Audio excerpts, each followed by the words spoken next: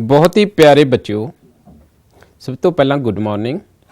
अज असी जनसंख्या की बनतर क्लास 10वीं अध्याय नंबर 10वीं पाठ नंबर 10वां असी दूजी जिहड़ा अद्धा लैसन सी जिहड़ा असी पिछली वीडियो दे विच कर लिया सी ते जिहड़ा अज दा अगला लैसन असी वो करांगे जनसंख्या बनतर। मैं तुहानूं जिहड़ा कराया सी थोड़ा जिहा रिविजन करवाऊँगा, फिर उस तो बाद आपां अगे चलांगे। तां जनसंख्या बारे तुहानूं पता ही लग गया होऊगा। जनसंख्या जिहड़ी एक देश दा सरमाया हुंदी आ, एक हिस्सा हुंदी आ। कुछ इहदियां विशेषतावां ने, कुछ इहदियां हानियां ने। तां जे असीं मनुੱਖ ਨੂੰ बौद्धिक ते ਸਰੀਰਕ ਪੱਖੋਂ मजबूत ਮੰਨਦੇ ਹਾਂ ਤੇ ਉਹਨਾਂ ਦੇ ਇਕੱਠ ਨੂੰ ਅਸੀਂ ਕੀ ਕਹਿੰਦੇ ਆ, ਜਨਸੰਖਿਆ ਆਖਦੇ ਹਾਂ। ਹਰੇਕ ਦੇਸ਼ ਦੀ, ਹਰੇਕ ਰਾਜ ਦੀ, ਹਰੇਕ ਪਿੰਡ ਦੀ ਜਨਸੰਖਿਆ ਆਪੋ ਆਪਣੀ ਆ। ਹਰੇਕ ਦੇ ਵਿੱਚ ਕਿਤੇ ਜਿਹੜੀ ਜਨਸੰਖਿਆ ਵੱਧ ਆ, ਕਿਤੇ ਜਨਸੰਖਿਆ ਕੀ ਆ, ਘੱਟ ਆ। ਤਾਂ ਜਿਹੜੀ ਜਨਸੰਖਿਆ ਦੇ ਵਿੱਚ ਵਾਧਾ ਘਾਟਾ ਜਿਹੜਾ ਉੱਥੋਂ ਦੇ ਭੂਗੋਲਿਕ ਹਾਲਾਤਾਂ ਦੇ ਮੁਤਾਬਕ ਹੁੰਦਾ ਰਹਿੰਦਾ। ਜਿਵੇਂ ਜਿਵੇਂ ਆਬਾਦੀ ਵਧੀ, ਜਿੱਥੇ ਸਾਨੂੰ ਸਹੂਲਤਾਂ ਵੱਧ ਸੀ, ਖਾਣ ਪੀਣ ਦੀ ਸਹੂਲਤ, ਪਾਣੀ ਦੀ ਸਹੂਲਤ, ਸਿੰਚਾਈ ਦੀ ਸਹੂਲਤ, ਕੰਮ ਦੀ ਸਹੂਲਤ, ਹੋਰ ਕਈ ਪ੍ਰਕਾਰ ਦੀਆਂ ਸਹੂਲਤਾਂ ਵੱਧਦੀਆਂ ਸੀ, ਤਾਂ ਉੱਥੇ ਸੀ ਜਿਹੜੀ ਜਨਸੰਖਿਆ ਦਾ ਵਾਧਾ ਜਿਹੜਾ ਲਗਾਤਾਰ ਜਾਰੀ ਆ। ਕੁਛ ਸਾਡੇ ਰਾਜ ਨੇ ਜਿਹੜੇ ਉਹਨਾਂ ਦੇ ਵਿੱਚ ਵਸੋਂ ਘਣਤਾ ਬਹੁਤ ਵੱਧ ਆ। ਤਾਂ ਜਨਸੰਖਿਆ ਦਾ ਜਿਹੜਾ ਇੱਕ ਵਿਸਫੋਟ ਅਸੀਂ 11 ਜੁਲਾਈ ਨੂੰ ਇੱਕ ਰਾਸ਼ਟਰੀ ਪੱਧਰ ਦੇ ਉੱਤੇ ਇੱਕ ਦਿਨ ਮਨਾਉਂਦੇ ਆ, ਜਿਹਦੇ ਵਿੱਚ ਜਨਸੰਖਿਆ ਪ੍ਰਤੀ ਗੱਲ ਕੀਤੀ ਜਾਂਦੀ ਆ। ਜਨਸੰਖਿਆ ਜਿਹੜੀ 1901 ਦੇ ਵਿੱਚ ਸੀ, ਜਿਹੜੀ ਜਨਸੰਖਿਆ ਬਹੁਤ ਘੱਟ ਸੀ। 1605 ਦੇ ਵਿੱਚ ਜੇ ਲਈਏ ਤਾਂ 1605 ਦੇ ਵਿੱਚ ਜਨਸੰਖਿਆ ਜਿਹੜੀ ਅੱਜ ਤੋਂ 1/5ਵਾਂ ਹਿੱਸਾ ਸੀ, ਜਿਹੜੀ 50ਵਾਂ ਹਿੱਸਾ ਸੀ ਜਿਹੜੀ ਜਨਸੰਖਿਆ ਸੀ। ਤਾਂ ਜੇ ਅੱਜ 1.5 ਕਰੋੜ ਆ ਤਾਂ ਉਦੋਂ 10 ਕਰੋੜ ਦੀ ਜਨਸੰਖਿਆ ਸੀ ਜਿਹੜੀ। ਤਾਂ ਇਸ ਤਰ੍ਹਾਂ ਜਿਹੜੀ ਜਨਸੰਖਿਆ ਦਾ ਵਾਧਾ ਇੱਕ ਦੇਸ਼ ਦੇ ਲਈ ਬਹੁਤ ਘਾਤਕ ਆ। ਤਾਂ ਜਨਸੰਖਿਆ ਦਿਵਸ ਵੀ ਇਸ ਕਰਕੇ ਹੀ ਬਣਾਇਆ ਜਾਂਦਾ 11 ਜੁਲਾਈ ਨੂੰ।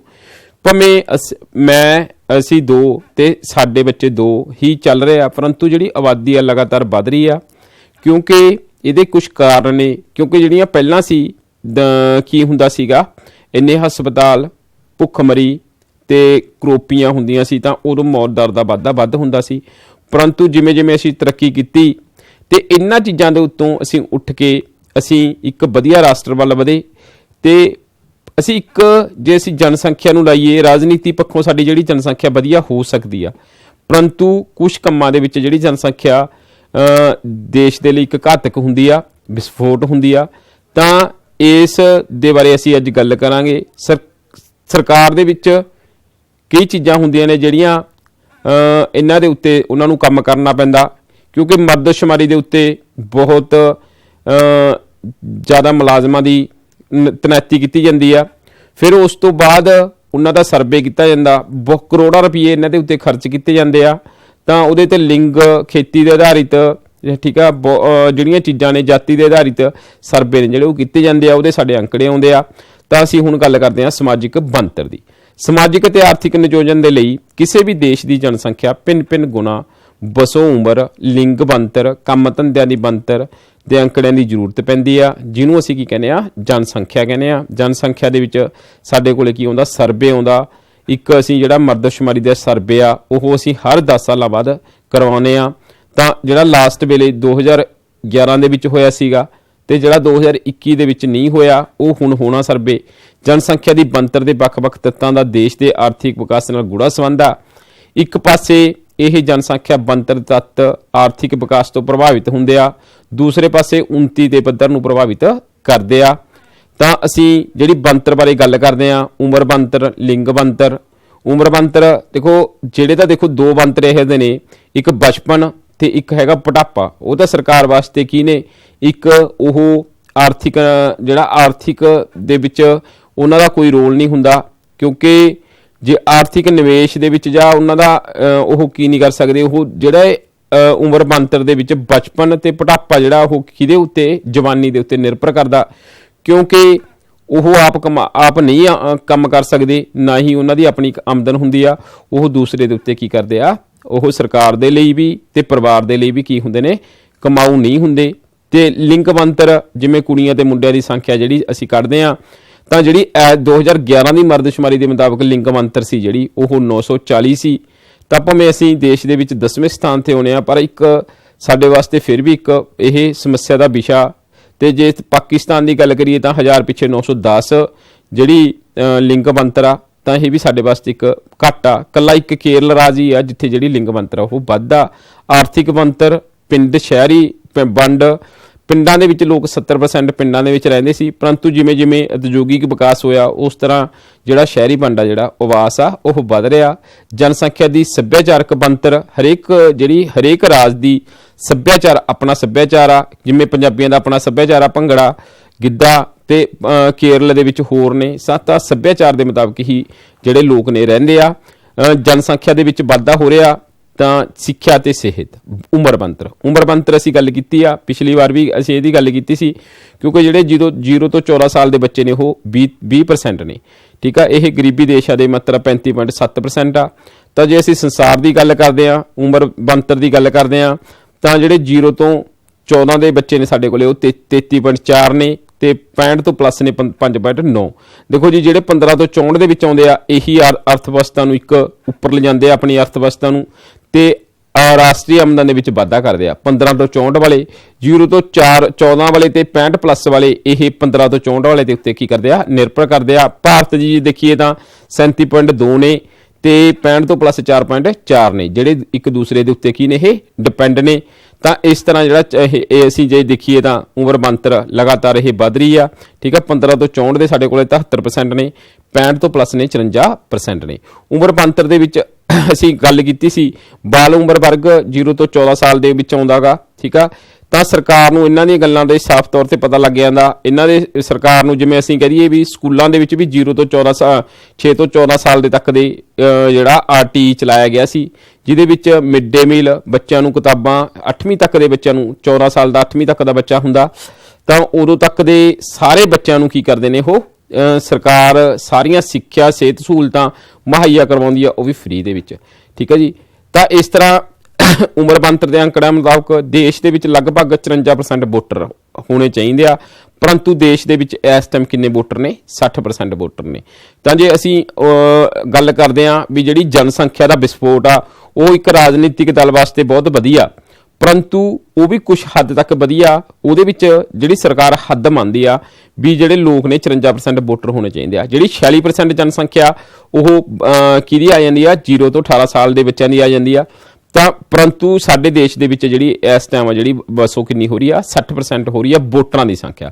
ਤਾਂ ਇਹ ਇੱਕ ਬਹੁਤ ਵੱਡੀ ਸਮੱਸਿਆ ਜਿਹੜੀ ਦੇਸ਼ ਦੇ ਵਿੱਚ ਲਿੰਗ ਬਣਤਰ ਜਿਹੜੀ ਹੁੰਦੀ ਆ। ਤੁਹਾਨੂੰ ਦੱਸਿਆ ਵੀ 1000 ਪਿੱਛੇ ਕਿੰਨੀ ਔਰਤਾਂ ਨੇਗੀਆਂ, ਉਹਨਾਂ ਨੂੰ ਅਸੀਂ ਲਿੰਗ ਬਣਤਰ ਕਹਿੰਦੇ ਆ। ਇੱਕ ਜੇ ਮੰਨ ਲਓ ਅਸੀਂ ਗੱਲ ਕਰਦੇ ਹਾਂ 1000 ਦੇ ਪਿੱਛੇ ਮੰਨ ਲਓ 940 ਦੀ ਗੱਲ ਕੀਤੀ ਆ, ਤਾਂ 1000 ਮਰਦ ਨੇ, 940 ਕੀ ਨੇ, ਔਰਤਾਂ। ਤਾਂ ਅੱਜ ਕੱਲ੍ਹ ਸਮਾਜ ਦੇ ਵਿੱਚ ਇਸਤਰੀਆਂ ਨੂੰ ਸਮਾਨ ਨਜ਼ਰ ਨਾਲ ਨਹੀਂ ਦੇਖਿਆ ਜਾਂਦਾ। ਤਾਂ ਕੁਛ ਜਿਹੜੇ ਦੇਸ਼ ਨੇ, ਵਿਕਸਿਤ ਦੇਸ਼ ਨੇ, ਅਸੀਂ ਵਿਕਸਿਤ ਦੇਸ਼ਾਂ ਦੇ ਵਿੱਚ ਇਹ ਮੰਨ ਕੇ ਚੱਲਦੇ ਹਾਂ ਵੀ ਉੱਥੇ ਜਿਹੜੀ ਇਸਤਰੀਆਂ ਦੀ ਔਸਤ ਆ ਉਹ ਵੱਧ ਆ, 1000 ਪਿੱਛੇ 1050, ਤੇ ਵਿਕਾਸਸ਼ੀਲ ਦੇਸ਼ਾਂ ਦੇ ਵਿੱਚ 964 ਆ। ਠੀਕ ਹੈ ਜੀ, ਜਿਹੜੀ 2001 ਦੀ ਮਰਦਸ਼ੁਮਾਰੀ ਹੋਈ ਸੀ 933 ਸੀ, ਜਿਹੜੀ 2011 ਦੀ ਮਰਦਸ਼ੁਮਾਰੀ ਹੋਈ ਸੀ 940 ਸੀ। ਠੀਕ ਹੈ ਜੀ, ਇਹ ਔਸਤ ਸੰਸਾਰ ਦਾ ਸਭ ਤੋਂ ਘੱਟ ਔਸਤਾਂ ਵਿੱਚੋਂ ਇੱਕ ਹੈ, ਕਿਉਂਕਿ 1000 ਦੇ ਵਿੱਚੋਂ ਘੱਟੋ ਘੱਟ 1000 ਜੇ 999 ਹੋਣੇ ਚਾਹੀਦੇ ਸੀ, ਪਰੰਤੂ ਇਹ 1000 ਦੇ ਪਿੱਛੇ ਜੇ ਕਰੋੜਾਂ ਚਲਾਈਏ ਤਾਂ ਔਰਤਾਂ ਬਹੁਤ ਘੱਟ ਜਾਂਦੀਆਂ ਨੇ। ਤਾਂ ਇਸ ਤਰ੍ਹਾਂ ਸ਼ਹਿਰੀ ਖੇਤਰਾਂ ਵਿੱਚ ਲਿੰਗ ਅਨੁਪਾਤ ਆਜ਼ਾਦੀ ਤੋਂ ਬਾਅਦ ਥੋੜ੍ਹਾ ਬਹੁਤ ਸੁਧਰਿਆ, ਕਿਉਂਕਿ ਜੇ ਅਸੀਂ ਪਹਿਲਾਂ ਪੁਰਾਣੇ ਸਮੇਂ ਦੀ ਗੱਲ ਕਰੀਏ ਔਰਤਾਂ ਦੀ ਸਥਿਤੀ ਮਾੜੀ ਸੀ, ਤਾਂ ਉਦੋਂ ਇਸ ਤੋਂ ਵੀ ਘੱਟ ਸੀ। ਜਿਹੜੀ ਆਰਥਿਕ ਬਣਤਰ ਆ, ਲੋਕਾਂ ਦੇ ਵਿੱਚ ਗਰੀਬੀ ਆ, ਲੋਕਾਂ ਦੇ ਵਿੱਚ ਕਿਤੇ ਅਮੀਰੀ ਆ, ਕਿਤੇ ਲੋਕ ਬੇਰੁਜ਼ਗਾਰ ਨੇ। ਤਾਂ ਜਿਹੜੀ ਆਰਥਿਕ ਬਣਤਰ ਇੱਕ ਸਮਾਨ ਨਹੀਂ ਹੈਗੀ। ਜਨਸੰਖਿਆ ਦੇ ਆਰਥਿਕ ਢਾਂਚੇ ਦੇ ਅਧਿਐਨ ਦਾ ਬਹੁਤ ਜ਼ਿਆਦਾ ਮਹੱਤਵ ਹੈ। ਇਹ ਕਿਸੇ ਖੇਤਰ ਦੇ ਆਰਥਿਕ, ਜਨਸੰਖਿਆ, ਸੱਭਿਆਚਾਰਕ ਗੁਣਾਂ ਨੂੰ ਸਪਸ਼ਟ ਕਰਦੀ ਹੈ, ਖੇਤਰ ਦੇ ਭਵਿੱਖ ਵਿੱਚ ਸਮਾਜਿਕ ਅਤੇ ਆਰਥਿਕ ਵਿਕਾਸ ਦੇ ਫਲਾਅ ਨੂੰ ਨਿਰਧਾਰਿਤ ਕਰਦੀ ਹੈ। ਭਾਰਤ ਵਿੱਚ ਆਰਥਿਕ ਆਧਾਰ ਤੇ ਜਨਸੰਖਿਆ ਨੂੰ ਦੋ ਕ੍ਰਮਵਾਰ ਕਾਮੇ ਅਤੇ ਅਕਾਮੇ ਦੇ ਵਿੱਚ ਵੰਡਿਆ ਜਾਂਦਾ। ਇੱਕ ਤਾਂ ਅਸੀਂ ਕਾਮੇ ਦਾ ਉਹ ਮੰਨਦੇ ਆ ਜਿਹੜੇ ਬੰਦੇ ਕੰਮ ਕਰਦੇ ਆ, ਆਪਣੀ ਰੋਜੀ ਰੋਟੀ ਕਮਾਉਂਦੇ ਆ। ਅਕਾਮੇ ਉਹ ਹੁੰਦੇ ਆ ਜਿਹੜੇ ਰੋਜੀ ਰੋਟੀ ਨਹੀਂ ਕਮਾਉਂਦੇ, ਸਰਕਾਰ ਦੇ ਉੱਤੇ ਨਿਰਭਰ ਆ, ਸਰਕਾਰ ਨੂੰ ਖਰਚੇ ਉਠਾਉਣੇ ਪੈਂਦੇ ਆ ਜਾਂ ਉਹਨਾਂ ਦੇ ਪਰਿਵਾਰ ਨੂੰ ਖਰਚੇ ਉਠਾਉਣੇ ਪੈਂਦੇ ਆ। ਜਿਹੜੇ ਤਾਂ ਬੱਚੇ ਨੇ, ਬੱਚਿਆਂ ਦੇ ਖਰਚੇ ਨੇ ਜਿਹੜੇ ਮਾਤਾ ਪਿਤਾ ਨੂੰ ਉਠਾਉਣੇ ਪੈਂਦੇ ਆ, ਪਰੰਤੂ ਜਿਹੜੇ ਵੱਡੇ ਹੁੰਦੇ ਆ ਆਪਣੇ 65 ਸਾਲ ਤੋਂ ਵੱਧ ਹੁੰਦੇ, ਉਹਨਾਂ ਨੂੰ ਬੁਢਾਪਾ ਪੈਨਸ਼ਨ ਦੇ ਰੂਪ ਦੇ ਵਿੱਚ ਸਰਕਾਰ ਵੱਲੋਂ ਵੀ ਕੁਝ ਖਰਚੇ ਕੀਤੇ ਜਾਂਦੇ ਆ। ਭਾਰਤੀ ਮਰਦਸ਼ੁਮਾਰੀ ਅਨੁਸਾਰ ਜੋ ਭੌਤਿਕ ਅਤੇ ਮਾਨਸਿਕ ਤੌਰ ਤੇ ਕਿਸੇ ਵੀ ਆਰਥਿਕ ਲੈਣ ਦੇਣ ਦੇ ਕੰਮ ਵਿੱਚ ਲੱਗਾ, ਉਹਨੂੰ ਅਸੀਂ ਕਿਹਨੂੰ ਕਿਤੇ ਅਸੀਂ ਕਾਮੇ ਦੇ ਵਰਗ ਦੇ ਵਿੱਚ ਰੱਖਿਆ ਹੋਇਆ ਹੈ। ਠੀਕ ਆ। ਇੱਕ ਕਾਮੇ ਹੁੰਦੇ ਆ ਮੁੱਖ ਕਾਮੇ ਹੁੰਦੇ ਆ, ਇੱਕ ਹੁੰਦੇ ਆ ਛੋਟੇ ਕਾਮੇ। ਮੁੱਖ ਕਾਮਿਆਂ ਦੇ ਵਿੱਚ ਜਿਹੜੇ ਬਹੁਤ ਮਿਹਨਤ ਕਰਕੇ ਜਿਹੜੇ ਐਂ ਲਾ ਲਓ ਵੀ 100% ਜਿਹੜਾ ਆਰਥਿਕ ਬਣਤਰ ਦੇ ਵਿੱਚ ਹਿੱਸਾ ਪਾਉਂਦੇ ਆ। ਕੁਛ ਹੁੰਦੇ ਆ ਛੋਟੇ ਕਾਮੇ ਜਿਹੜੇ ਸਿਰਫ ਆਪਣੇ ਪਰਿਵਾਰ ਦੇ ਲਈ ਕੰਮ ਕਰਦੇ ਆ, ਠੀਕ ਆ। ਕਾਮਿਆਂ ਦੀ ਸੰਖਿਆ ਜਿਹੜੀ ਮੁੱਖ ਕਾਮਿਆਂ ਦੀ ਸੰਖਿਆ ਜਿਹੜੀ 37.5% ਆ, 37.50%। ਪੇਂਡੂ ਖੇਤਰਾਂ 'ਚ ਇਹ 40.1 ਆ, ਸ਼ਹਿਰ ਦੇ ਵਿੱਚ 30.2 ਆ, ਠੀਕ ਹੈ ਜੀ। ਤਾਂ ਜੇ ਅਸੀਂ ਕੁੱਲ ਆਬਾਦੀ ਦਾ ਕਰਦੇ ਹਾਂ 1/3 ਆ, ਇੱਕ ਤੀਜਾ ਹਿੱਸਾ 33% ਕਹਿ ਸਕਦੇ ਹਾਂ। ਤਾਂ ਇਸ ਤਰ੍ਹਾਂ ਜਿਹੜੀ ਆਰਥਿਕ ਬਣਤਰ ਆ ਰਾਸ਼ਟਰੀ ਸੰਪਤੀ ਵਿੱਚ ਤੇਜ਼ ਵਾਧਾ, ਖੇਤਰੀ ਸਮਾਜਿਕ ਸੰਤੁਲਨ ਨੂੰ ਦੂਰ ਕਰਨਾ, ਵੱਧ ਤੋਂ ਵੱਧ ਰੁਜ਼ਗਾਰ ਵਿੱਚ ਵਾਧਾ ਕਰਦੀ ਆ, ਵਾਤਾਵਰਣ ਦੀ ਸੁਰੱਖਿਆ ਕਰਦੀ ਆ, ਠੀਕ ਹੈ ਜੀ, ਤੇ ਸਮਾਜਿਕ ਉੱਨਤੀ ਦੇ ਲਈ ਦੇਸ਼ ਵੱਲ ਧਿਆਨ ਦਿੰਦੀ ਆ। ਤਾਂ ਇਹ ਸਾਡੇ ਕੋਲੇ ਸ਼ਹਿਰੀ ਆਵਾਸ ਆ, ਠੀਕ ਹੈ ਜੀ। ਜਿੱਥੇ ਸਾਡੇ ਕੋਲੇ ਰੈੱਡ ਹੋਏ ਆ, ਇਹ ਸਾਡੇ ਕੋਲੇ ਸ਼ਹਿਰੀ ਆਵਾਸ ਦੇ ਵਿੱਚ ਜ਼ਿਆਦਾ ਜਿਹੜੇ ਲੋਕ ਨੇ, ਜਿਹੜਾ ਉਹਨਾਂ ਦਾ ਖੇਤਰਫਲ ਆ, ਜਿਵੇਂ ਮੰਨ ਲਓ ਉੱਤਰ ਪ੍ਰਦੇਸ਼, ਮਹਾਰਾਸ਼ਟਰ, ਇਹ ਕੀ ਨੇ, ਇਹ ਵੱਡੇ ਰਾਜ ਨੇ ਜਿੱਥੇ ਜਿਹੜੀ ਆਬਾਦੀ ਆ ਬਹੁਤ ਜ਼ਿਆਦਾ ਭਰੀ ਹੋਈ ਆ। ਜਿਹੜੀ ਪਿੰਡ ਤੇ ਸ਼ਹਿਰੀ ਆਵਾਸ ਦੀ ਗੱਲ ਕਰਦੇ ਆ ਤਾਂ ਕੁਛ ਪਿੰਡਾਂ ਦੇ ਵਿੱਚ 5,50,000 ਪਿੰਡ ਵੀ ਨੇ। ਸਾਡੇ ਦੇਸ਼ ਦੇ ਵਿੱਚ ਕਿੰਨੇ, ਸਾਡੇ ਜੇ ਆਪਾਂ ਭਾਰਤ ਦੀ ਗੱਲ ਕਰਦੇ ਆ, ਇੱਕ ਵੱਡਾ ਦੇਸ਼ ਆ, ਇਹਦੇ ਚ 5.5 ਲੱਖ ਪਿੰਡ ਨੇ, 5,50,000 ਪਿੰਡ ਨੇ, ਜਿਹਦੇ ਵਿੱਚ 20ਵੀਂ ਸਦੀ ਦੇ ਸ਼ੁਰੂ ਵਿੱਚ ਲਾਈਏ ਜੇ 10 ਵਿੱਚੋਂ 9 ਭਾਰਤ ਦੇ ਪਿੰਡ ਵਸਦੇ ਨੇ, ਠੀਕ ਹੈ ਜੀ। ਜੇ ਅਸੀਂ 10 ਸ਼ਹਿਰ ਲਗਾ ਲਈਏ ਤਾਂ ਉਹਦੇ ਵਿੱਚ 9 ਭਾਰਤ ਦੇ ਵਿੱਚ ਪਿੰਡ ਨੇ। 1901 ਦੀ ਜੇ ਸ਼ਹਿਰੀ ਪੇਂਡੂ ਜਨਸੰਖਿਆ ਲਾਈਏ ਤਾਂ 1:9 ਸੀ। 91 ਦੀ ਲਾਈਏ ਤਾਂ 1:3 ਸੀ। ਤਾਂ 90 ਸਾਲਾਂ ਦੇ ਵਿੱਚ ਦੇਖੋ ਜੀ 1:9 ਤੋਂ 1:3 ਹੋ ਗਈ। ਆਜ਼ਾਦੀ ਤੋਂ ਬਾਅਦ ਉਦਯੋਗਿਕ ਵਿਕਾਸ, ਪ੍ਰਬੰਧਕੀ ਸੇਵਾਵਾਂ ਦੇ ਵਾਧੇ ਨਾਲ ਸ਼ਹਿਰੀ ਆਬਾਦੀ ਵਿੱਚ ਤੇਜ਼ੀ ਨਾਲ ਵਾਧਾ ਹੋਇਆ ਸੀਗਾ। ਸ਼ਹਿਰੀ ਜਨਸੰਖਿਆ ਪੇਂਡੂ ਜਨਸੰਖਿਆ 2 ਗੁਣਾ ਵੱਧ ਤੇਜ਼ੀ ਨਾਲ ਵੱਧ ਰਹੀ ਹੈ। ਇਸੇ ਤਰ੍ਹਾਂ ਵੱਡੇ ਸ਼ਹਿਰਾਂ ਵਿੱਚ ਵਸੋਂ ਦਾ ਵਾਧਾ ਮੱਧਵਰਤੀ ਅਤੇ ਛੋਟੇ ਦਰਜੇ ਦੇ ਸ਼ਹਿਰਾਂ ਤੇ ਕਸਬਿਆਂ ਦੀ ਤੁਲਨਾ ਵਿੱਚ ਬਹੁਤ ਤੇਜ਼ੀ ਨਾਲ ਹੋ ਰਿਹਾ ਹੈ। 1996 ਦੀ ਕੁੱਲ ਸ਼ਹਿਰੀ ਜਨਸੰਖਿਆ ਲਗਭਗ 65% ਹੈ। 1 ਲੱਖ ਜਾਂ ਇਸ ਤੋਂ ਵੱਧ ਜਨਸੰਖਿਆ ਵਾਲੇ ਪਹਿਲੇ ਦਰਜੇ ਸ਼ਹਿਰਾਂ ਵਿੱਚ ਆਉਂਦੇ ਨੇ। ਦੇਸ਼ ਵਿੱਚ ਅਜਿਹੇ ਸ਼ਹਿਰਾਂ ਦੀ ਗਿਣਤੀ ਕਿੰਨੀ ਆ? 300। ਜੇ ਅਸੀਂ ਪਿੰਡ ਦੇ ਵਿੱਚ ਸ਼ਹਿਰੀ ਵੰਡ ਦੀ ਆਵਾਸ ਦੀ ਲਗਾਈਏ, ਅੰਦਾਜ਼ੇ ਅਨੁਸਾਰ 1/4 ਹਿੱਸਾ 25% ਜਿਹੜੇ ਬੱਚੇ ਨੇ ਉਹ ਝੁੱਗੀ ਝੌਂਪੜੀਆਂ ਦੇ ਵਿੱਚ ਰਹਿੰਦੇ ਆ, ਬਸਤੀਆਂ ਦੇ ਵਿੱਚ ਰਹਿੰਦੇ ਆ, ਜਿਨ੍ਹਾਂ ਨੂੰ ਸਹੂਲਤਾਂ ਨਹੀਂ ਮਿਲੀਆਂ ਹੋਈਆਂ। ਜਿਵੇਂ ਅਸੀਂ ਬਿਜਲੀ ਪਾਣੀ ਦੀ ਸਹੂਲਤ ਵੀ ਲਾਈਏ, ਗਰੀਬੀ ਦੀ ਸਹੂਲਤ ਲਾਈਏ, ਤਾਂ ਇੱਕ ਸਰਕਾਰ ਦਾ ਇੱਕ ਉਹ ਹੁੰਦਾ, ਜਿਹੜਾ ਮੰਨ ਲਓ ਵੀ ਭਾਰਤ ਦੇ ਵਿੱਚ ਪੈਦਾ ਹੋ ਗਿਆ ਤਾਂ ਉਹ ਭੁੱਖਾ ਨਾ ਸੋਵੇ, ਇਹ ਇੱਕ ਸਰਕਾਰ ਦਾ ਨਿੱਜੀ ਫਰਜ਼ ਹੁੰਦਾ। ਬਾਲ ਮਜ਼ਦੂਰੀ, ਅਧੂਰਾ ਪਾਲਣ ਪੋਸ਼ਣ, ਬੇਰੁਜ਼ਗਾਰੀ, ਅਪਰਾਧ, ਗੈਰ ਕਾਨੂੰਨੀ ਕੰਮ, ਇਹ ਸਮੱਸਿਆ ਝੁੱਗੀ ਝੌਂਪੜੀਆਂ ਦੇ ਨਾਲ ਜੁੜੀ ਹੋਈ ਨੇ। ਦੇਖੋ ਜੀ, ਸਾਡੇ ਕੋਲੇ ਜੇ ਮੰਨ ਲਓ ਆਪਣੇ ਸਾਧਨ ਨੇ, ਤਾਂ ਜੇ ਆਪਾਂ ਸੋਚਦੇ ਹਾਂ ਵੀ ਵੱਡੇ ਸ਼ਹਿਰਾਂ ਦੇ ਵਿੱਚ ਜਿਹੜਾ ਟ੍ਰੈਫਿਕ ਦੇ ਵਿੱਚ ਇਹ ਵੀ ਚੀਜ਼ਾਂ ਵਾਧਾ ਆਉਂਦੀਆਂ ਨੇ, ਕਿਉਂਕਿ ਅਸੀਂ ਬੱਸਾਂ ਦੇ ਉੱਤੇ ਤਾਂ ਆਮ ਦੇਖਦੇ ਹਾਂ, ਪਰੰਤੂ ਰੇਲ ਗੱਡੀਆਂ ਦੇ ਉੱਤੇ ਵੀ ਜਿਹੜੇ ਬੇਰੁਜ਼ਗਾਰ ਨੇ ਉਹ ਚੜ੍ਹਦੇ ਆ। ਤਾਂ ਇਸ ਤਰ੍ਹਾਂ ਜਿਹੜੇ ਜਵਾਨ ਵਰਗ ਆ ਰੁਜ਼ਗਾਰ ਦੀ ਤਲਾਸ਼ ਦੇ ਵਿੱਚ ਜਾਂਦੇ ਆ। ਤਾਂ ਸੱਭਿਆਚਾਰਕ ਬਣਤਰ ਕੀ ਆ? ਉਹ ਭਾਰਤ ਅਨੇਕਤਾਵਾਂ ਦਾ ਦੇਸ਼ ਹੈ, ਕਿਉਂਕਿ ਭਾਰਤ ਦੇ ਵਿੱਚ ਵੱਖ-ਵੱਖ ਧਰਮਾਂ ਦੇ ਲੋਕ ਵਰਤਦੇ ਆ। ਹਿੰਦੂ, ਮੌਲਵੀ, ਠੀਕ ਆ, ਕੀ ਆ, ਸਿੱਖ, ਹੋਰ ਬਹੁਤ ਨੇ ਜਿਹੜੇ ਲੋਕ ਵਸਦੇ ਆ, ਪਰੰਤੂ ਉਹ ਏਕੇ ਦੇ ਵਿੱਚ ਰਹਿੰਦੇ ਆ। ਉਹ ਕਦੇ ਵੀ ਜਾਤੀ ਦੇ ਪ੍ਰਤੀ ਆਪਣੇ ਵੱਲ ਇਹ ਨਹੀਂ ਸੋਚਦੇ ਵੀ ਉਹ ਇਸ ਜਾਤੀ ਦਾ, ਅਸੀਂ ਇਹਨਾਂ ਨਾਲ ਨਹੀਂ ਰਹਿਣਾ, ਮਿਲ ਕੇ ਰਹਿੰਦੇ ਆ। ਤੇ ਸਾਰੇ ਤਿਉਹਾਰ ਨੇ ਜਿਹੜੇ ਤਿੱਥ ਤਿਉਹਾਰ ਨੇ ਉਹ ਵੀ ਬੜੇ ਬੇਖੂਬ ਨਿਭਾਉਂਦੇ ਆ। ਇਹਨੂੰ ਅਸੀਂ ਅਨੇਕਤਾ ਦੇ ਵਿੱਚ ਏਕਤਾ ਕਹਿੰਦੇ ਆ। ਬਾਲੇ ਧਰਮਾਂ ਦੇ ਲੋਕ ਰਹਿ ਕੇ ਇੱਕ ਏਕਤਾ ਬਣਾਉਂਦੇ ਆ। ਇੱਥੇ ਅਨੇਕਾਂ ਨਸਲੀ ਜਾਤਾਂ ਦੇ ਲੋਕ ਵਸਦੇ ਆ। ਉਹਨਾਂ ਦੀ ਜਿਹੜੀ ਸੱਭਿਆਚਾਰ ਵੰਡ ਵੀ ਅਲੱਗ-ਅਲੱਗ ਆ। ਜੇ ਅਸੀਂ ਭਾਰਤ ਦੀ ਲਾਈਏ, ਭਾਰਤ ਦੇ ਵਿੱਚ ਮੰਨ ਲਓ ਗਿੱਧਾ, ਉਹਦੇ ਵਿੱਚ ਮਰਾਠੀ, ਠੀਕ ਆ, ਤੇਲਗੂ ਦੇ ਵਿੱਚ ਕੁਛ ਹੋਰ, ਠੀਕ ਆ, ਇੱਦਾਂ ਜਿਹੜੇ ਸੱਭਿਆਚਾਰ ਉਹਨਾਂ ਦਾ ਅਲੱਗ-ਅਲੱਗ ਆ। ਖਾਣ ਪੀਣ ਅਲੱਗ-ਅਲੱਗ ਆ, ਕਿਉਂਕਿ ਜਿਹੜਾ ਸਾਡਾ ਖਾਣ ਪੀਣ ਸਿਰਫ ਪੰਜਾਬੀਆਂ ਦਾ ਹੀ ਆ। ਜਿਹੜਾ ਅਸੀਂ ਕਹੀਏ ਰੋਟੀ, ਸਾਗ, ਸਰੋਂ ਦਾ ਸਾਗ, ਕਿਉਂਕਿ ਜੇ ਹਰਿਆਣੇ 'ਚ ਵਗ ਜਾਓ ਜਾਂ ਤੁਸੀਂ ਦੂਸਰੇ 'ਚ ਵਗ ਜਾਓ ਤਾਂ ਉੱਥੇ ਜਿਹੜਾ ਅਸੀਂ ਸੱਭਿਆਚਾਰ ਹੀ ਬਦਲ ਜਾਂਦਾ, ਸੱਭਿਆਚਾਰ ਦੀ ਪਛਾਣ ਹੀ ਬਦਲ ਜਾਂਦੀ ਆ, ਪਹਿਰਾਵਾ ਬਦਲ ਜਾਂਦਾ। ਇੱਕ ਦੂਸਰੇ ਫਿਰਕੇ ਦਾ ਸਨਮਾਨ ਕਰਨਾ, ਆਦਾਨ ਪ੍ਰਦਾਨ ਕਰਨਾ, ਮੇਲ ਮਿਲਾਪ ਹੀ ਇੱਕ ਭਾਰਤੀ ਸੱਭਿਆਚਾਰ ਦੇ ਵਿਸ਼ਿਸ਼ਟ ਗੁਣ ਨੇ। ਤਾਂ ਜੇ ਅਸੀਂ ਭਾਰਤ ਦੇ ਵਿੱਚ ਗੱਲ ਕਰਦੇ ਹਾਂ ਤਾਂ ਕਿਸੇ ਮਰਜ਼ੀ ਧਰਮ ਦੇ ਲੋਕ ਹੋਣ ਤਾਂ ਉਹ ਆਪਸ ਦੇ ਵਿੱਚ ਮੇਲ ਮਿਲਾਪ ਕਰਦੇ ਆ। ਉਹਨਾਂ ਦੇ ਧਰਮ ਨੂੰ ਆਪਣਾ ਧਰਮ ਮੰਨਦੇ ਆ, ਆਪਣੇ ਧਰਮ ਨੂੰ ਉਹਨਾਂ ਦਾ ਧਰਮ। ਤਾਂ ਇਹ ਰਲ ਮਿਲ ਕੇ ਹਰੇਕ ਸੰਸਕ੍ਰਿਤੀ ਨੂੰ ਤੇ ਹਰੇਕ ਧਰਮ ਨੂੰ ਉਹ ਸਨਮਾਨ ਦਿੰਦੇ ਆ ਤੇ ਆਪਸ ਦੇ ਵਿੱਚ ਲੋਕ ਮਿਲ ਕੇ ਰਹਿੰਦੇ ਆ। ਤਾਂ ਜੇ ਅਸੀਂ ਅਨੇਕਤਾ ਦੇ ਵਿੱਚ ਏਕਤਾ ਦੀ ਗੱਲ ਕਰਦੇ ਆ ਤਾਂ ਇਹ ਦੇਖੋ ਜੀ, ਇਹ ਨਿਸ਼ਾਨ ਨੇ ਹਰੇਕ ਧਰਮ ਦੇ ਅਲੱਗ-ਅਲੱਗ ਨੇ, ਪਰੰਤੂ ਇਹ ਜਿਹੜੇ ਧਰਮ ਨੇ, ਜਿਵੇਂ ਆਪਾਂ ਸੱਚਖੰਡ ਦਾ ਦਿੱਤਾ ਹੋਇਆ, ਠੀਕ ਆ, ਹਰਮਿੰਦਰ ਸਾਹਿਬ ਦਾ, ਠੀਕ ਆ, ਓਮ ਨਮः ਸ਼ਿਵਾਏ, ਠੀਕ ਆ, ਪਾਕਿਸਤਾਨ ਚਾਂਦ ਦਾ, ਮੁਸਲਮਾਨ, ਤਾਂ ਹਰੇਕ ਦੇ ਜੇ ਅਸੀਂ ਆ ਸਾਰੇ ਅਨੇਕਤਾ ਦੇ ਵਿੱਚ ਏਕਤਾ ਨੂੰ ਸਾਨੂੰ ਪ੍ਰਸੰਨ ਕਰਦੇ ਆ। ਭਾਰਤ ਦੇ ਵਿੱਚ ਇਹੋ ਜਿਹੀ ਕੋਈ ਗੱਲ ਨਹੀਂ ਹੁੰਦੀ ਵੀ ਜੀ ਆਹ ਨਿਸ਼ਾਨ ਉਸ ਧਰਮ ਦਾ। ਤਾਂ ਉਹ ਸਾਰਿਆਂ ਨੂੰ, ਹਰੇਕ ਜਾਤੀ ਦੇ ਲੋਕ ਦੂਜੀ ਜਾਤੀ ਦੇ ਲੋਕਾਂ ਨੂੰ ਕੀ ਕਰਦੇ ਆ? ਸਨਮਾਨ ਦੇ ਕੇ ਆਪਣਾ ਆਪਣਾ ਕੀ ਕਰਦੇ ਆ, ਆਪਣਾ ਨਿੱਜੀ ਅਧਿਕਾਰ ਸਮਝਦੇ ਆ ਉਹਨੂੰ। ਤੇ ਇਸ ਤਰ੍ਹਾਂ ਭਾਰਤ ਦੇ ਵਿੱਚ ਅਨੇਕਤਾ ਦੀ ਏਕਤਾ ਦੀ ਇੱਕ ਵੱਡੀ ਉਦਾਹਰਨ ਆ। ਇੱਕ ਹੀ ਧਰਮ ਨੂੰ ਮੰਨਣ ਵਾਲੇ ਲੋਕ ਅਲੱਗ-ਅਲੱਗ ਭਾਸ਼ਾਵਾਂ ਬੋਲਦੇ ਆ। ਉਹਨਾਂ ਦੀਆਂ ਭਾਸ਼ਾਵਾਂ ਅਲੱਗ ਹੋ ਸਕਦੀਆਂ ਨੇ, ਨਸਲਾਂ ਅਲੱਗ ਹੋ ਸਕਦੀਆਂ ਨੇ, ਜਾਤੀਆਂ ਅਲੱਗ ਹੋ ਸਕਦੀਆਂ ਨੇ, ਖੇਤਰ ਅਲੱਗ ਹੋ ਸਕਦੇ ਆ, ਫਿਰ ਵੀ ਉਹ ਇੱਕ ਨੇ। ਸਾਡਾ ਸਮਾਜ ਇੱਕ ਮਿਲੀ ਜੁਲੀ ਸੰਸਕ੍ਰਿਤੀ ਸੱਭਿਆਚਾਰ ਦਾ ਗੁਲਦਸਤਾ ਹੈ। ਕਾਨੂੰਨ ਦੇ ਸਾਹਮਣੇ ਸਭ ਲੋਕ ਬਰਾਬਰ ਨੇ। ਹੁਣ ਦੇਖੋ ਜੀ, ਜੇ ਮੰਨ ਲਓ ਕੋਰਟ ਦੇ ਵਿੱਚ ਜਾਂ ਕਿਤੇ ਵੀ ਜਾਂਦੇ ਆ, ਕਾਨੂੰਨ ਦੇ ਵਿੱਚ ਉਹ ਸਾਰੇ ਬਰਾਬਰ ਨੇ। ਇਹ ਨਹੀਂ ਹੈਗਾ ਵੀ ਉੱਚੀ ਜਾਤੀ ਕੋਈ ਨੀਵੀਂ ਜਾਤੀ ਨਹੀਂ ਹੈਗੀ ਸਾਡੇ ਸਮਾਜ ਦੇ ਵਿੱਚ, ਕਿਉਂਕਿ ਪਹਿਲਾਂ ਜਿਹੜਾ ਹੁੰਦਾ ਸੀ, ਇਹ ਆਜ਼ਾਦੀ ਤੋਂ ਪਹਿਲਾਂ ਹੁੰਦਾ ਸੀ ਵੀ ਜੇ ਇਹ ਨੀਵੀਂ ਜਾਤੀ ਹੈ ਤੇ ਇਹ ਕੀ ਆ, ਉੱਚੀ ਜਾਤੀ ਆ। ਤਾਂ ਇਸ ਤਰ੍ਹਾਂ ਦਾ ਪਹਿਲੀ ਗੱਲ ਤਾਂ ਸਮਾਜ ਦੇ ਵਿੱਚ ਨਹੀਂ। ਫਿਰ ਦੂਸਰੀ ਗੱਲ ਆ, ਉਹਨੂੰ ਕਾਨੂੰਨ ਵੀ ਸਾਰੇ ਸਮਾਨ ਮੰਨਦੇ ਆ। ਹਰੇਕ ਧਰਮ ਦੇ ਲੋਕ ਨੂੰ, ਹਰੇਕ ਧਰਮ ਦਾ ਅਮੀਰ ਆ ਗਰੀਬ ਆ, ਭਾਵੇਂ ਉਹ ਜਾਤੀ ਦੇ ਰੰਗ ਤੇ, ਭਾਵੇਂ ਧਰਮ ਦੇ ਨਾਂ ਤੇ ਲਾ ਲਓ, ਰੰਗ ਦੇ ਆਧਾਰ ਤੇ ਲਾ ਲਓ, ਕਿਸੇ ਵੀ ਧਰਮ ਦੇ ਨਾਂ ਤੇ ਲਗਾ ਲਓ, ਤਾਂ ਕਾਨੂੰਨ ਦੇ ਵਾਸਤੇ ਤਾਂ ਉਹ ਫਿਰ ਵੀ ਸੇਮ ਆ। ਪਹਿਲੀ ਗੱਲ ਤਾਂ ਉਹ ਸਮਾਜ ਦੇ ਵਿੱਚ ਵੀ ਸੇਮ ਆ, ਫਿਰ ਉਹ ਕਾਨੂੰਨ ਦੇ ਵਿੱਚ ਵੀ ਸੇਮ ਆ। ਸਭ ਨੂੰ ਇੱਕ ਸਮਾਨ ਅਧਿਕਾਰ ਦਿੱਤੇ ਗਏ ਨੇ। ਉਹ ਇੱਕੋ ਜਿਹੇ ਕਰਤੱਵਾਂ ਦੀ ਪਾਲਣਾ ਕਰਦੇ ਆ। ਭਾਰਤ ਵਿੱਚ ਬਹੁਤ ਵੱਡੀ ਗਿਣਤੀ ਵਿੱਚ ਲੋਕ ਹਿੰਦੀ ਬੋਲਦੇ ਆ। ਦੇਖੋ ਜੀ, ਸਾਡੀ ਭਾਵੇਂ ਪੰਜਾਬੀ ਭਾਸ਼ਾ, ਬਹੁਤ ਲੋਕ ਨੇ ਜਿਹੜੇ ਹਿੰਦੀ ਵੀ ਬੋਲਦੇ ਆ। ਕੁਝ ਲੋਕ ਨੇ ਜਿਹੜੇ ਕੀ ਬੋਲਦੇ ਆ, ਹੋਰ ਸੱਭਿਆਚਾਰ, ਮਰਾਠੀ, ਇੰਗਲਿਸ਼, ਹੋਰ ਭਾਸ਼ਾਵਾਂ ਵੀ ਬੋਲਦੇ ਆ। ਤਾਂ ਇਹਨੂੰ ਅਸੀਂ ਅਨੇਕ ਲੋਕ ਨੇ ਜਿਹੜੇ ਭਾਸ਼ਾ ਨੂੰ ਸਮਝ ਲੈਂਦੇ ਆ, ਭਲੇ ਹੀ ਉਹਨਾਂ ਦੀ ਮਾਤ ਭਾਸ਼ਾ ਨਾ ਹੋਵੇ। ਅਸੀਂ ਆਮ ਦੇਖਦੇ ਹਾਂ, ਜੇ ਸਾਡੇ ਘਰ ਦੇ ਵਿੱਚ ਕੋਈ ਆਪਣੀ ਭਾਸ਼ਾ ਨੂੰ ਛੱਡ ਕੇ ਦੂਸਰੀ ਭਾਸ਼ਾ ਬੋਲਣ ਵਾਲਾ ਆ ਜੇ, ਤਾਂ ਅਸੀਂ ਕੀ ਕਹਿੰਦੇ ਆ ਹਮੇਸ਼ਾ ਵੀ ਯਾਰ ਆਪਾਂ ਹਿੰਦੀ ਲੱਗ ਜਾਂਦੇ ਆ ਬੋਲਣ। ਤਾਂ ਇਹ ਬਹੁਤ ਵੱਡੀ ਸਾਡੇ ਵਾਸਤੇ, ਅਸੀਂ ਉਹਨੂੰ ਇੱਕ ਕੀ ਕਰਦੇ ਆ, ਅਸੀਂ ਬੋਲ ਤਾਂ ਰਹੇ ਹਾਂ, ਪਰੰਤੂ ਇੱਕ ਅਸੀਂ ਸਨਮਾਨ ਦੇ ਰਹੇ ਹਾਂ। ਇਹ ਸਾਡੇ ਵਾਸਤੇ ਬਹੁਤ ਵੱਡੀ ਗੱਲ ਆ। ਹਿੰਦੀ ਨੂੰ ਰਾਜ ਭਾਸ਼ਾ ਦਾ ਸਥਾਨ ਮਿਲਿਆ ਹੋਇਆ ਹੈ। ਜਿਹੜੀ ਸਾਡੀ ਹਿੰਦੀ ਆ ਉਹ ਰਾਸ਼ਟਰ ਭਾਸ਼ਾ ਹੈਗੀ। ਸਭ ਤੋਂ ਅਨੋਖੀ ਗੱਲ ਇਹ ਹੈ ਕਿ ਸਾਰੀਆਂ ਭਾਸ਼ਾਵਾਂ ਦੇ ਸ਼ਬਦ ਭੰਡਾਰ ਵਿੱਚ ਵੀ ਸਮਾਨਤਾ ਹੈ।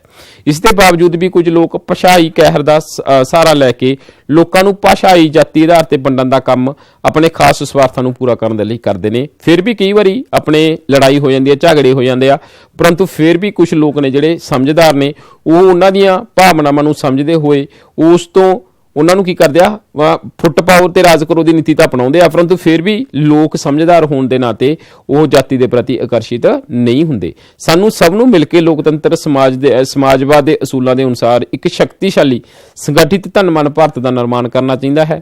ਹੁਣ ਅਸੀਂ ਗੱਲ ਕਰਦੇ ਹਾਂ ਜਨਸੰਖਿਆ ਦੇ ਵਾਧੇ ਦੀ। ਜਨਸੰਖਿਆ ਵਾਧੇ ਦੇ ਕਾਰਨ ਕੀ ਨੇ?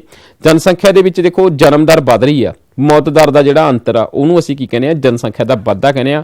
ਕਿਉਂਕਿ ਜੇ ਮੰਨ ਲਓ ਅਸੀਂ ਕਹਿੰਦੇ ਆ 1 ਮਿੰਟ ਦੇ ਵਿੱਚ 10 ਲੋਕ ਪੈਦਾ ਹੁੰਦੇ ਆ ਤੇ 8 ਲੋਕ ਮੌਤ ਹੁੰਦੇ ਆ, ਤਾਂ 10 ਘਟਾ 8, 2 ਲੋਕ ਨੇ ਜਿਹੜੇ ਉਹ ਵਾਧਾ ਦਰ ਆ ਸਾਡੇ ਕੋਲੇ। ਮੌਤ ਦਰ ਤੋਂ ਜਨਮ ਦਰ ਵਿੱਚ ਜਿੰਨਾ ਵਧੇਰੇ ਹੋਵੇਗੀ, ਵਾਧਾ ਦਰ ਉਨਾ ਹੀ ਵੱਧ ਹੋਵੇਗੀ। ਦੋਨਾਂ ਵਿੱਚ ਘੱਟ ਅੰਤਰ ਹੋਣ ਕਰਕੇ ਵਾਧਾ ਦਰ ਵੀ ਘੱਟ ਹੋਵੇਗੀ। ਕਿਉਂਕਿ ਹੁਣ ਜਿਹੜਾ ਵਾਧਾ ਦਰ ਵੱਧ ਰਿਹਾ, ਮੌਤ ਦਰ ਘਟ ਰਹੀ ਹੈ। ਮੌਤ ਦਰ ਘਟਣ ਦਾ ਕਾਰਨ ਕੀ ਆ? ਕਿਉਂਕਿ ਅਸੀਂ ਜਿਹੜਾ ਵਿਕਾਸ ਆ ਉਹ ਕੀਤਾ। ਵਿਕਾਸ ਦੇ ਵਿੱਚ ਅਸੀਂ ਕੀ ਕੀਤੀ? ਕੁਦਰਤੀ ਆਫਤਾਂ ਨੂੰ ਅਸੀਂ ਕੰਟਰੋਲ ਕਰ ਲਿਆ, ਬਿਮਾਰੀਆਂ ਸੀ ਅਸੀਂ ਉਹਨਾਂ ਨੂੰ ਕੰਟਰੋਲ ਕਰ ਲਿਆ।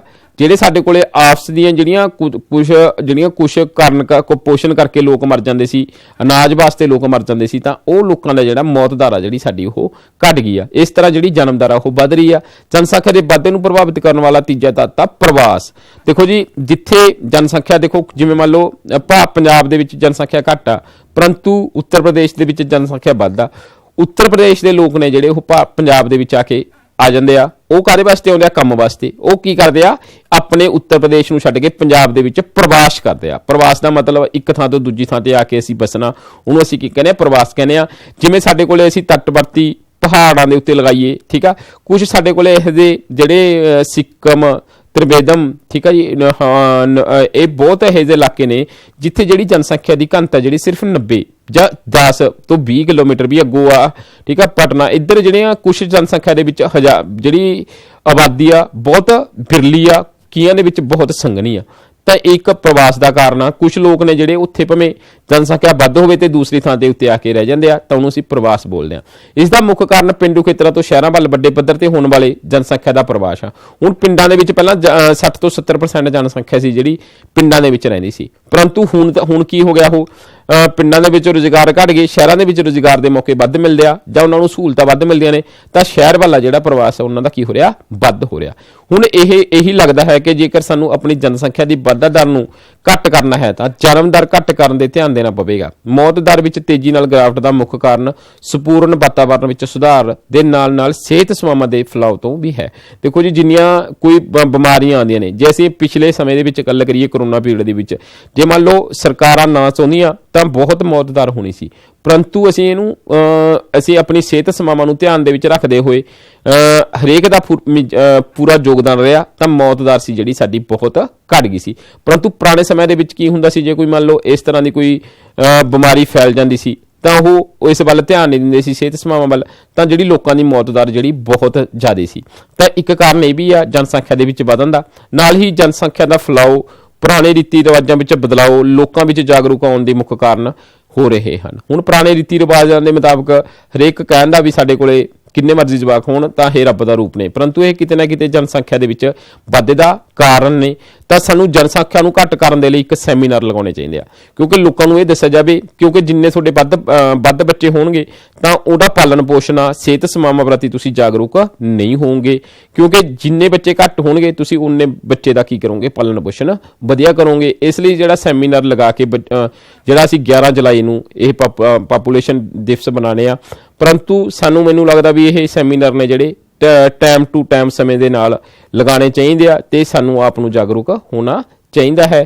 ਜਨਸੰਖਿਆ ਦਾ ਵਾਧਾ ਨਾਲ ਹੀ ਗਰੀਬੀ, ਬੇਰੁਜ਼ਗਾਰੀ, ਇਸਤਰੀਆਂ ਵਿੱਚ ਅਨਪੜ੍ਹਤਾ ਦੀ ਕਮੀ ਕਾਰਨ ਲੋਕਾਂ ਨੂੰ ਸਮੱਸਿਆਵਾਂ ਦੇ ਪ੍ਰਤੀ ਜਾਗਰੂਕ ਬਣਾਉਣਾ ਪਵੇਗਾ। ਦੇਖੋ ਜੀ, ਸੈਮੀਨਾਰਾਂ ਦੇ ਵਿੱਚ ਅਸੀਂ ਲੋਕਾਂ ਦੀ ਗਰੀਬੀ ਨੂੰ ਦੇਖੋ ਜੀ, ਜਿੰਨੇ ਬੱਚੇ ਵੱਧ ਪੈਦਾ ਹੋਣਗੇ ਉਨੇ ਹੀ ਲੋਕ ਕੀ ਹੋਣਗੇ, ਗਰੀਬ ਹੋਣਗੇ ਤੇ ਉਹੀ ਕੀ ਹੋਣਗੇ, ਬੇਰੁਜ਼ਗਾਰ ਹੋਣਗੇ, ਕਿਉਂਕਿ ਉਹਨਾਂ ਨੂੰ ਕੰਮ ਨਹੀਂ ਮਿਲੂਗਾ। ਜਿੰਨੀ ਸਾਡੀ ਵੱਧ ਆਬਾਦੀ ਹੋਊਗੀ ਉਨੇ ਹੀ ਲੋਕ ਕੀ ਹੋਣਗੇ, ਵੱਧ ਬੇਰੁਜ਼ਗਾਰ ਹੋਣਗੇ। ਇਸ ਤਰ੍ਹਾਂ ਇਸਤਰੀ ਅਨਪੜ੍ਹਤਾ, ਕਿਉਂਕਿ ਅੱਜ ਜੇ ਮੰਨ ਲਓ ਕਿਸੇ ਕੋਲੇ 2 ਕੁੜੀਆਂ ਨੇ 1 ਮੁੰਡਾ, ਤਾਂ ਉਹ 2 ਕੁੜੀਆਂ ਨੂੰ ਪੜ੍ਹਾਉਣ ਦੀ ਬਜਾਏ 1 ਮੁੰਡੇ ਨੂੰ ਹੀ ਪੜ੍ਹਾਉਂਦਾ, ਤਾਂ ਇਸਤਰੀਆਂ ਦੀ ਜਿਹੜੀ ਅਨਪੜ੍ਹਤਾ ਉਹ ਵੱਧ ਰਹੀ ਆ।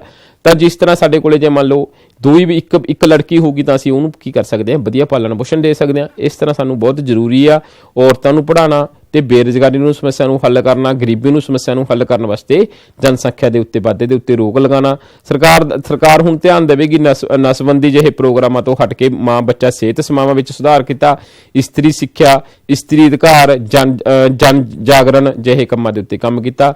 2 ਬੱਚਿਆਂ ਦੇ ਪਰਿਵਾਰ ਨੂੰ ਰਾਸ਼ਟਰੀ ਆਦਰਸ਼ ਮੰਨਿਆ ਗਿਆ। ਸਿੱਖਿਆ ਤੇ ਸਿੱਖਿਆ ਤੁਸੀਂ ਦੇਖਿਆ, ਸਿੱਖਿਆ ਦੇਖੋ ਜੀ, ਹਰੇਕ ਭਾਰਤ ਦੇ ਵਿੱਚ, ਜੇ ਅਸੀਂ ਭਾਰਤ ਦੀ ਗੱਲ ਕਰਦੇ ਹਾਂ, ਭਾਰਤ ਦੇ ਵਿੱਚ ਰਹਿੰਦੇ ਹਾਂ, ਤਾਂ ਆਰਟੀਲ ਦੇ ਮੁਤਾਬਕ ਸਿੱਖਿਆ ਤੇ ਸਿਹਤ ਮਿਲ ਰਹੀ ਆ। ਸਿਹਤ ਦੇ ਮੁਤਾਬਕ ਬੱਚਿਆਂ ਨੂੰ ਕੁਪੋਸ਼ਣ, ਠੀਕ ਆ, ਗੋਲੀਆਂ ਮਿਲਦੀਆਂ ਨੇ ਖਾਣ ਦੇ ਲਈ, ਜਿਹਨੇ ਖੂਨ ਘਟਦਾ, ਠੀਕ ਆ, ਉਹਨਾਂ ਨੂੰ ਮਿਡ ਡੇ ਮੀਲ ਦਿੰਦਾ ਵੀ ਉਹਨਾਂ ਨੂੰ ਪਾਲਣ ਪੋਸ਼ਣ ਵਧੀਆ ਹੋਵੇ।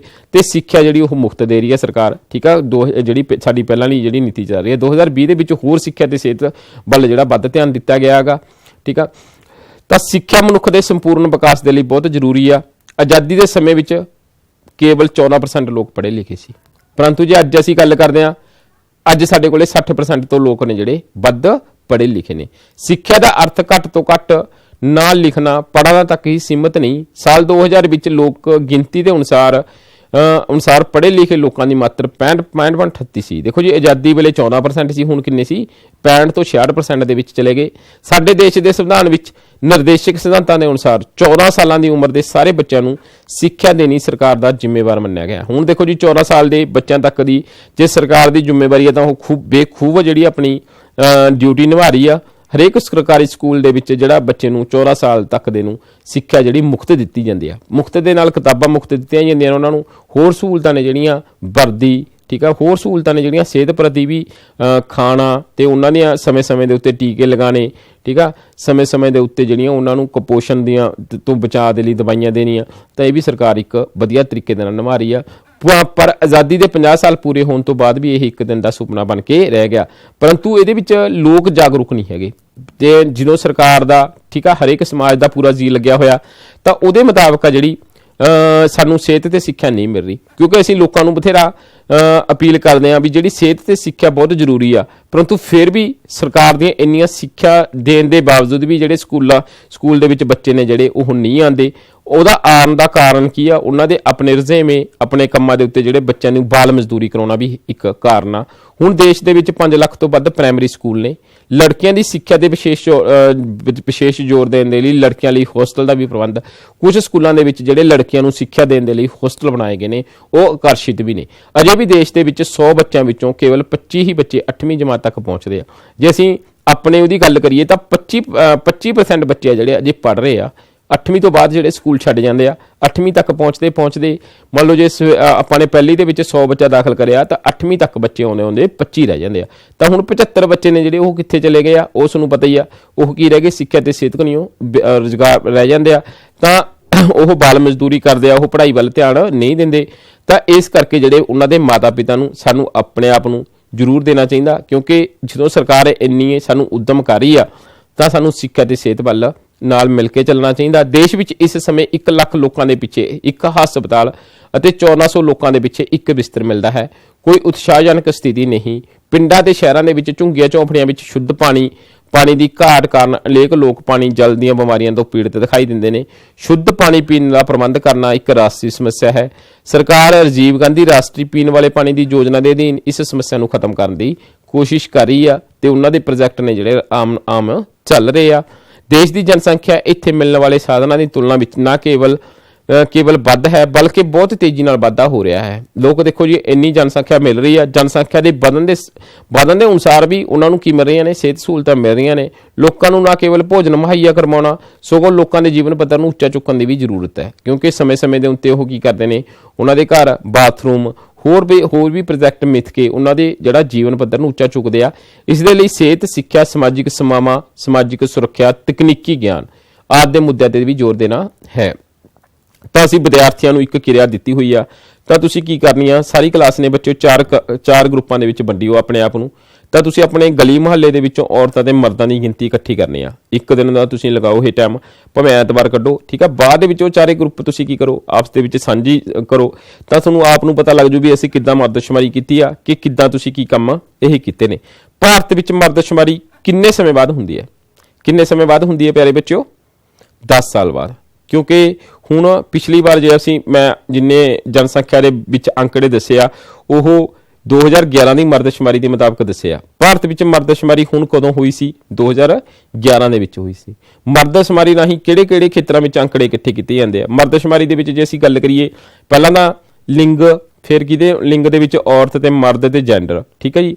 ਤਾਂ 3 ਪ੍ਰਕਾਰ ਦੇ। ਫਿਰ ਉਸ ਤੋਂ ਬਾਅਦ ਕਿਹੜੇ ਧਰਮ ਦੇ ਲੋਕ, ਕਿੰਨਾ ਉਹਨਾਂ ਦਾ ਜੀਵਨ ਪੱਧਰ ਉੱਚਾ, ਠੀਕ ਆ, ਕਿੰਨੇ ਪੜ੍ਹੇ ਲਿਖੇ ਨੇ, ਕਿਹੜਾ ਪਰਿਵਾਰ ਮੈਂਬਰ ਕੀ ਕੰਮ ਕਰਦਾ। ਤਾਂ ਬਹੁਤ ਖੇਤਰ ਨੇ ਜਿਹੜੇ ਉਹਦੇ ਵਿੱਚ ਇਹ ਅੰਕੜੇ ਨੇ ਜਿਹੜੇ ਇਕੱਠੇ ਕੀਤੇ ਜਾਂਦੇ ਆ। ਇਹਦੇ ਵਿੱਚ ਮੈਂ ਤੁਹਾਨੂੰ ਪਹਿਲਾਂ ਵੀ ਦੱਸ ਕੇ ਹਟਿਆ ਕਿ ਇਹਦੇ ਵਿੱਚ ਜਿਹੜੇ ਸਰਕਾਰੀ ਮੁਲਾਜ਼ਮਾਂ ਦੀਆਂ ਡਿਊਟੀਆਂ ਲੱਗਦੀਆਂ ਨੇ, ਬਹੁਤ ਵੱਡੇ ਪੱਧਰ ਤੇ ਕਰੋੜਾਂ ਦੀ ਪੱਧਰ ਦੇ ਉੱਤੇ ਲੱਗਦੀਆਂ ਨੇ, ਤੇ ਉਹਨਾਂ ਦੇ ਉੱਤੇ ਅਰਬਾਂ ਦੇ ਵਿੱਚ ਰੁਪਈਏ ਨੇ ਜਿਹੜੇ ਖਰਚ ਹੁੰਦੇ ਆ।